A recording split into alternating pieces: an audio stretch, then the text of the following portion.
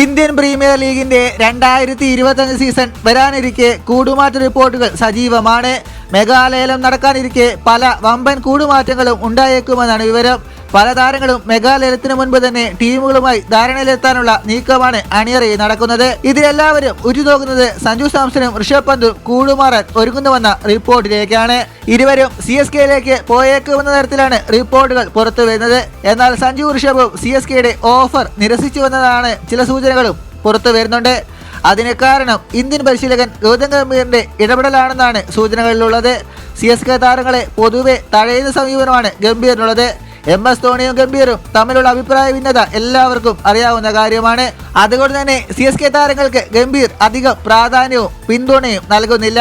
നിലവിൽ CSK താരമായ Shivan ദൂബെയാണ് India ടീമിലുള്ളത്. സമീപകാലത്ത് മോശം പ്രകടനം നടത്തിയ ശിവൻ ദൂബെയെ ഇന്ത്യ വരാനിരിക്കുന്ന ബംഗ്ലാദേശ് പരമ്പരയിലേക്ക് വിളിച്ചേക്കില്ല.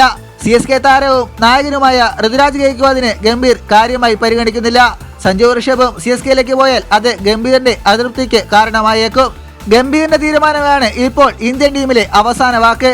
ഈ കാരണത്താൽ തന്നെ ഗംഭീറിനെ വെറുപ്പിക്കാതെ മുന്നോട്ട് പോകേണ്ടത് സഞ്ജുവിനെ ഋഷഭിനെ സംബന്ധിച്ച് അത്യാവശ്യമാണ്. അല്ലാത്ത പക്ഷം തഴയപ്പെടൽ നേരിടേണ്ടതായിട്ട് വരും. എന്തായാലും സഞ്ജുവും ഋഷഭും CSKയുടെ ഓഫർ നിരസിച്ചുവെന്നാണ് നിലവിലെ റിപ്പോർട്ട്. ഇതുപോലുള്ള പുതിയ വാർത്തകൾക്കായി ചാനൽ ഇപ്പോൾ തന്നെ മറക്കാതെ സബ്സ്ക്രൈബ് ചെയ്ത് വെക്കുക.